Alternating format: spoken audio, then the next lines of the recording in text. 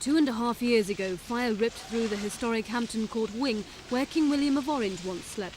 The cause of it remains a mystery, although it's thought a candle may have started it.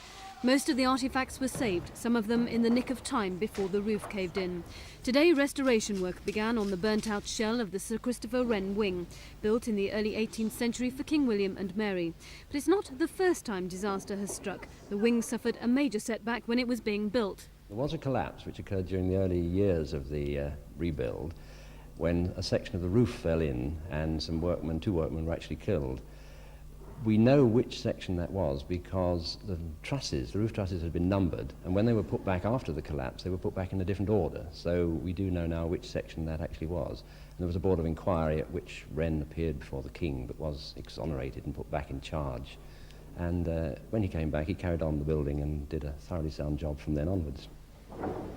After the 1986 fire, workers discovered drawings as they sifted through the debris. We found graffiti on the walls, including an interesting section with some drawings of door cases on, which were carried out by clearly a very competent draftsman, and one thinks it might even have been Wren or Gibbons themselves. And then on walls we found painted samples of plaster and panelling, and in the floors we found the seashells, which you may even have heard of, which Wren put into the floors as an insulation.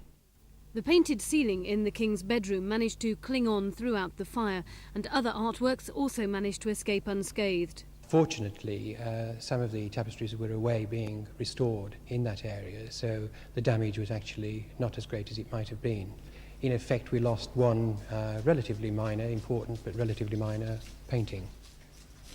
And it's going to take 3 years for master craftsmen to renovate the palace, then another year to refurbish it.